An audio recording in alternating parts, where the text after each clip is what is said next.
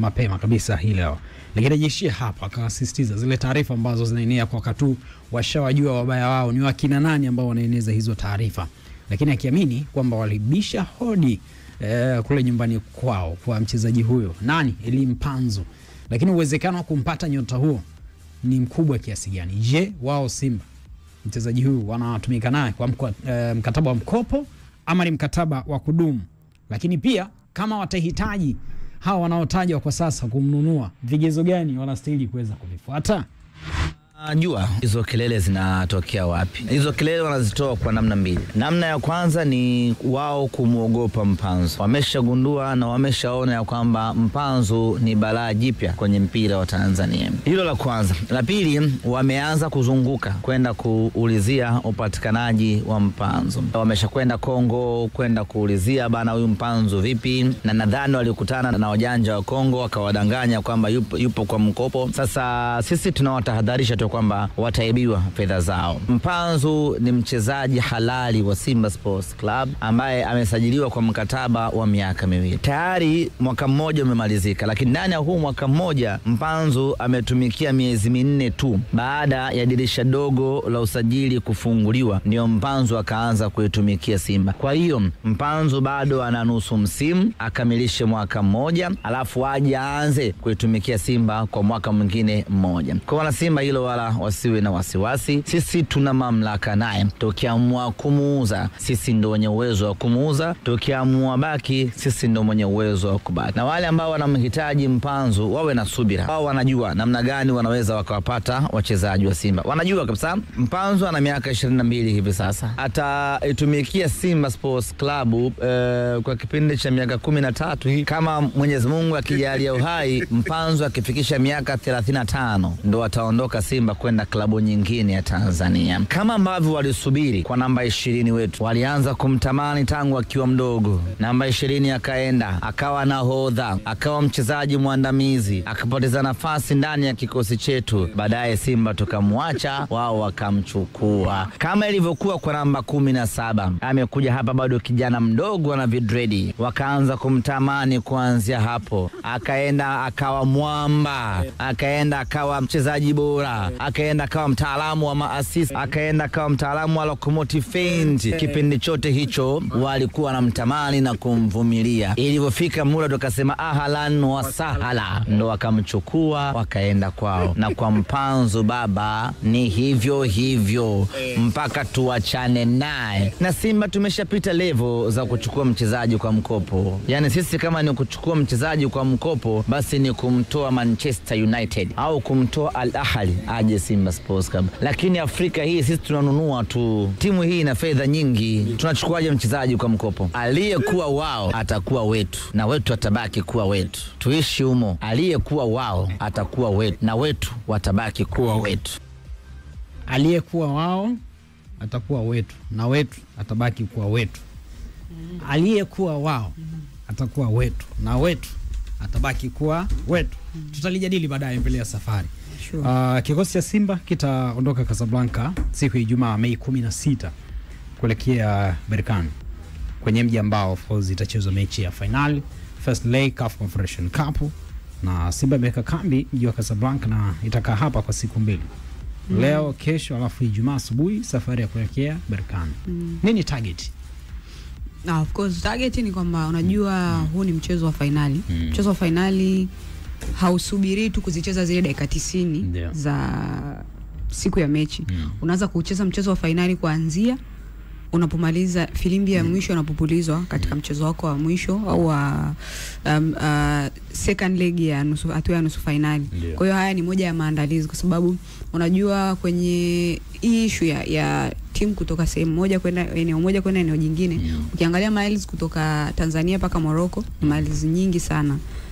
Miles za kutosha, ndio maana huwa sometimes kwa Simba wamesafiri na private jet, lakini ingekuwa ni ndege za kawaida za mashirika ya ndege, na maana ingewalazimu wao kuwa na safari ya kusafiri mara 2. Katue kituo cha kwanza ndipo unganishe safari mpaka Casablanca.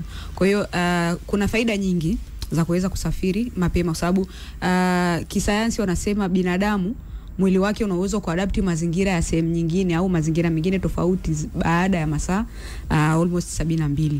Kwa hiyo unajaribu kuangalia kwa muda ambao Simba wamefika mpaka siku ya mchezo, hayo masaa yatakuwa tayari yameshapita. Kwa hiyo itakuwa ni rahisi kwa wachezaji kuweza kuadapti mazingira. Na by the way, kitu kingine kizuri zaidi ni kwamba ukiangalia hata climate ya ambayo ipo kule na huku utofauti si mkubwa sana, si kama ambavyo walivyoenda kucheza Misri, walivyoenda kucheza Algeria, kidogo hali ya hewa ilikuwa tofauti. Sababu sasa hivi ukiangalia leo ni Jumatano, Casablanca nyuzi joto ni 30, wakati unaamini Dar es Salaam nyuzi joto ni 30, wakati Casablanca ni nyuzi joto 19. Ni mazingira fulani yale ambayo yanakuwa na kale ka ubaridi kale ka kupuliza juu ya ngozi, lakini si ile baridi kali kabisa ambayo inakuwa inaambatana labda na kawaida kwa mchezaji hata ukitrain tu mwili tayari una gain of course. Yes, of course. Na si ni kuna hali ya wewe inakuwa iko associated na jua. Kuna wakati jua litawaka lakini sio jua la kuchoma, ila ni mazingira fulani ambayo hayakuwi wewe ugumu unapokuwa umetoka kwenye eneo ambalo labda lina mazingira ya joto sana ukaenda kwenye hilo eneo. Sababu ingekuwa labda ni nyuzi joto kuanzia 9 kurudi nyuma, hapa ndo kidogo mkienda vyumba vya kubadilishia nguo kabla mjaanza kuzungumza chochote, kila mchezaji ambaye ashika kikombe cha kahawa, tupate kwanza kahawa tu upashe mwili joto kutokana na mazingira yalivyo. Kwa hiyo kitu kizuri ni kwamba itakuwa rahisi kwa wachezaji kuweza kuadapt mazingira, hali ya hewa bado ni rafiki kwao kutokana na eneo ambalo wametoka. Pia itampa sasa muda mwalimu kwamba hawa wachezaji kadiri muda unavyozidi kwenda wanavyoadapt mazingira physically, pia inawasaidia hata psychologically kwamba wanaendelea kuyazoea yale mazingira mpaka sasa siku ya mchezo itakapofika. Ina maana yale mazingira mazima ya Morocco yatakuwa tayari yapo katika vichwa vyao, kwa sababu inawezekana kwenye ile kundi la wachezaji wa Simba kuna ambao kufika Morocco si mara yao ya kwanza, especially Casablanca walipokwenda kucheza mchezo dhidi ya hao Berkane, walipokuwa kwenye kundi moja mchezo katika hatua ya kombe la shirikisho, kipindi kwa kundi moja wao US Gendarmerie pamoja na ASEC Mimosa, Berkane kama za nafasi ya kwanza, Simba kama za nafasi ya pili. Walishawahi kwenda kwenye mchezo dhidi ya Raja Casablanca msimu juzi ule 2023, alisema kwenye penalty. Kwenye penalty. Wakaenda mchezo tena dhidi ya Wydad Casablanca. Kwa hiyo yale mazingira ya Morocco kuna baadhi ya wachezaji si mazingira mageni, lakini kuna wengine pia ni mazingira mageni kwa sababu ndio the first time wao wana land kwenye ardhi ya Morocco. Performance pia ya Simba msimu away kwenye group stage mpaka kwenye knockout. Haimwi vigumu sana. Of course. Okay. Lakini kiasi gani Simba inamsaidia? Mechi itachezwa Jumamosi saa 4 kamili usiku. Amecheza mechi 4 ndani ya siku 10. Hakuna taarifa mbaya mpaka sasa. Yes. Wachezaji wote wapo fit. Unafikiri inamsaidia mwalimu kiasi gani? Of course, kwanza ni kitu kizuri kwa sababu mwalimu wa Simba jinsi ambavyo alikuwa na line up vikosi vyake kwenye ile michezo minne, alikuwa na line up vikosi kwa tahadhari kubwa sana. Kuna baadhi ya michezo ulikuwa unaona Mpanzo ameanzia benchi, kuna michezo mingine ameanza mchezo lakini hajamaliza mchezo, kuna mchezo ambao Janchaza huwa kuanza mchezo, yani wale wachezaji wake ambao kuna mchezo ambao Kibu wa kuanza, kina Mpanzo katokea benchi yes, kina Shoma mchezo wa kwanza ambao ulikuwa ni dhidi ya Mashujaa, Shomari pamoja na Mohamed Hussein wa kuweza kuanza, sababu alichokuwa anakifanya ni kuwa na tahadhari, kwa sababu majeraha yanapokuwa yanamfika mchezaji huwa yatoi taarifa, anatoka muda wote. Na ukiangalia michezo the way ambavyo timu nyingi zilikuwa zina react wanapocheza na Simba, walikuwa wanacheza very tough.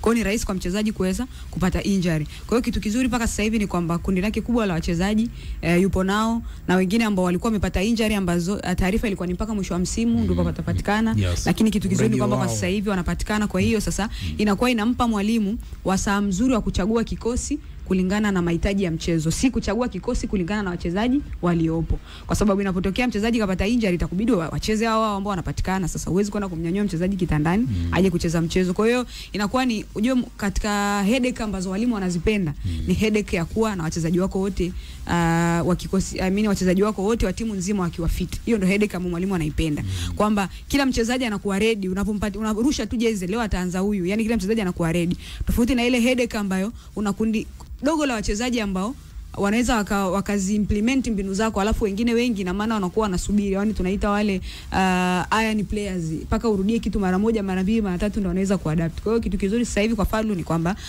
kwanza advantage kubwa sana ambayo iko nayo, inawezekana akawa pia kwenye ile kundi la Simba la ma video analysts ambao tayari wameshaichambua RS Berkane, yeye pia atakuwa ni mmoja wa watu ambao atakuwa anawasaidia, kwa sababu anaifahamu Berkane, alikuwa kule yeye pamoja na Zinbawa yule kocha Mjerumani wakati wanaifundisha Raja Casablanca.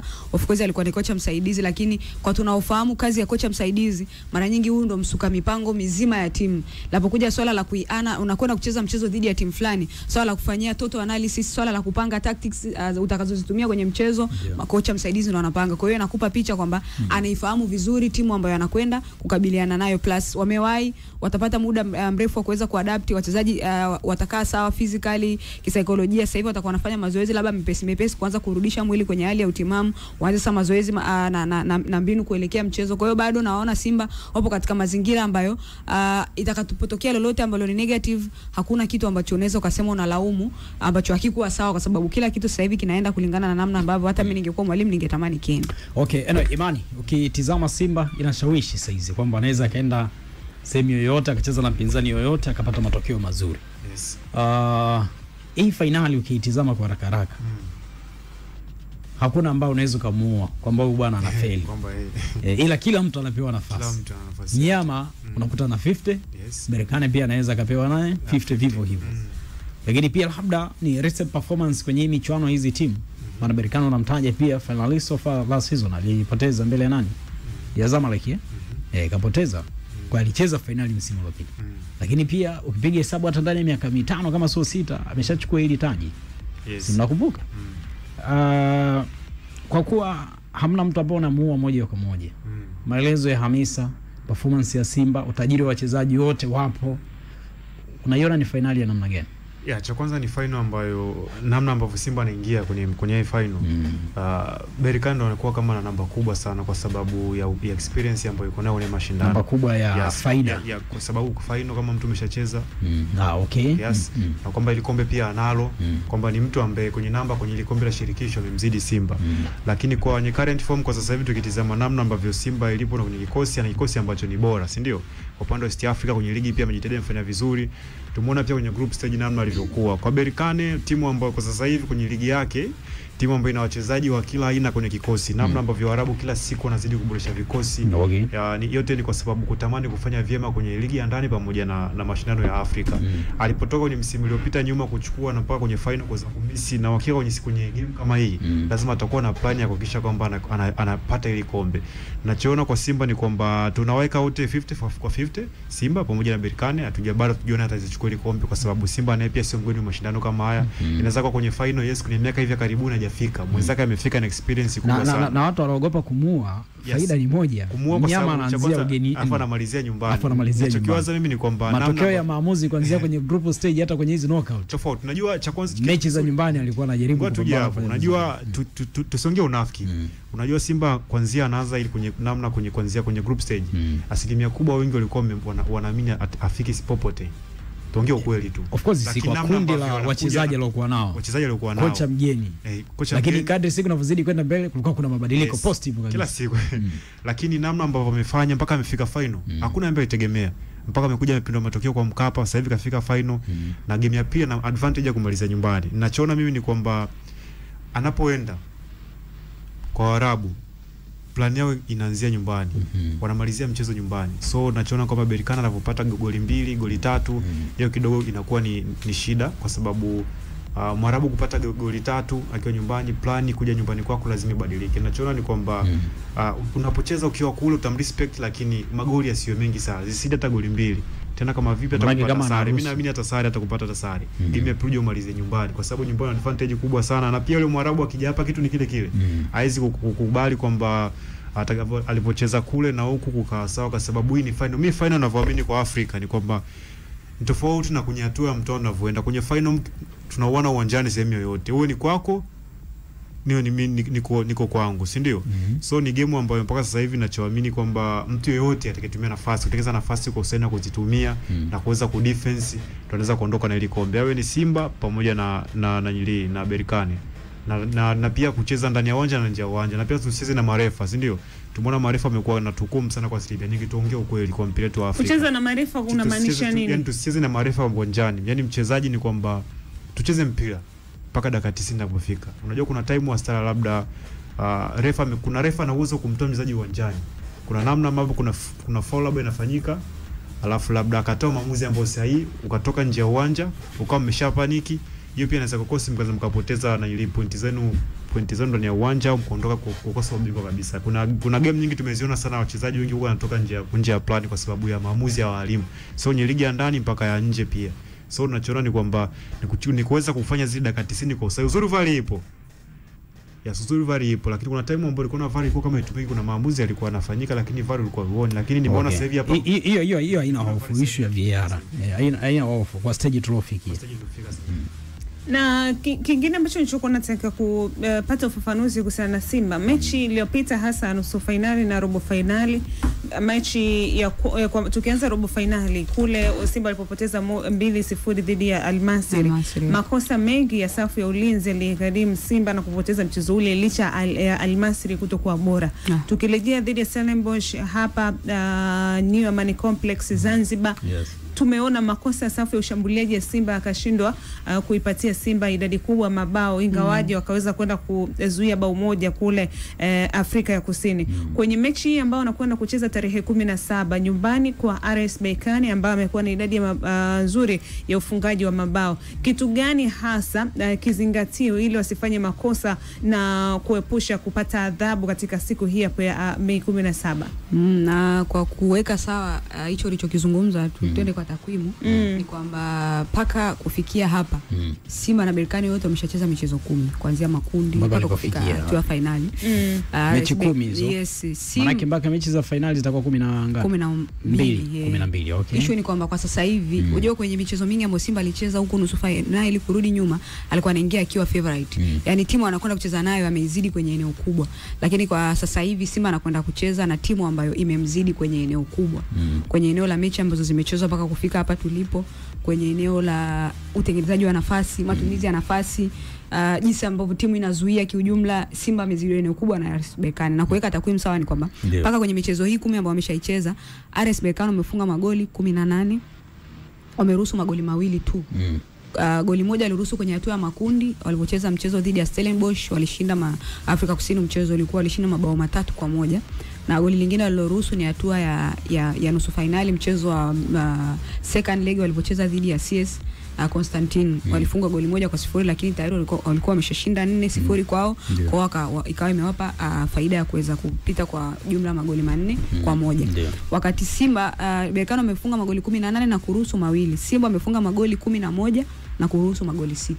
Kwa hiyo inakupa picha kwamba zinakutana timu mbili ambazo mmoja ana safu nzuri ya ushambuliaji na safu nzuri ya ulinzi, huku mwingine ana safu nzuri ya ushambuliaji na nzuri ya ulinzi, lakini si kama ambavyo huyu mwenzake yupo. Na ndio maana ukiangalia conversion rate ya magoli Simba anatengeneza nafasi, si kama atengeneze nafasi, ila sasa kuconvert hizo nafasi Berkane na convert mara 2 zaidi ambazo na convert Simba. Sababu Simba conversion rate ni kama 6.6, ukiapproximate huko ni 7. Berkane ni 14. Kwa hiyo inakuja kukupa picha kwamba 6 kwa 10. Yes, 14. Ina maana 7 mara 2 14. Kwa hiyo RS Berkane conversion rate ya nafasi ni mara 2 ya ambazo na namna ambavyo na convert Simba.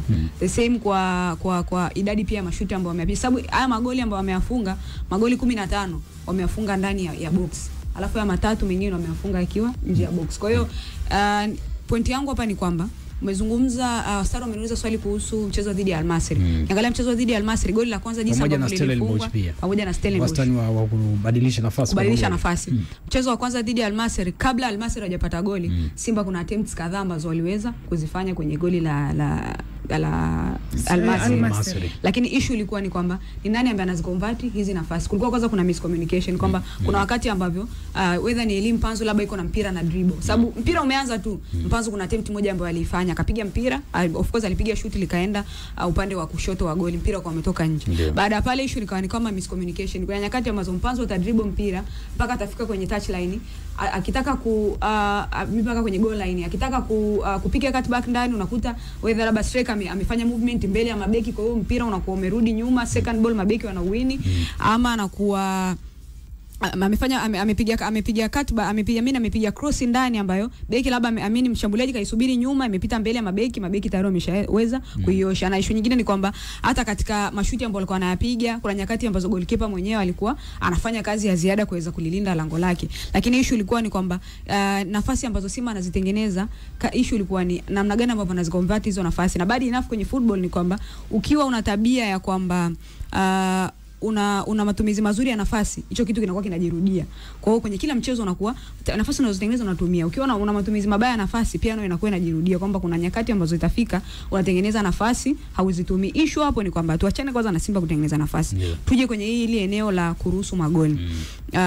Ukiangalia unakwenda mchezo dhidi ya Al-Masry, inawezekana tukaja kumpa lawama Kamara kwamba Musa Pinpin Kamara aliruhusu goli ambalo angeweza kulizuia, lakini ujue brain kuna wakati goalkeeper anakuwa rahisi kulaumiwa kwa sababu ndo mtu wa mwisho ambaye mpira unafika kwake. Lakini angalia wakati yule winga anapiga ule mpira, ilipigwa pasi kutoka pembeni ikaja ndani. Akareceive mpira, header hapo, akanyanyua kichwa juu. Akadhamiria kabisa kwamba hapa anapiga.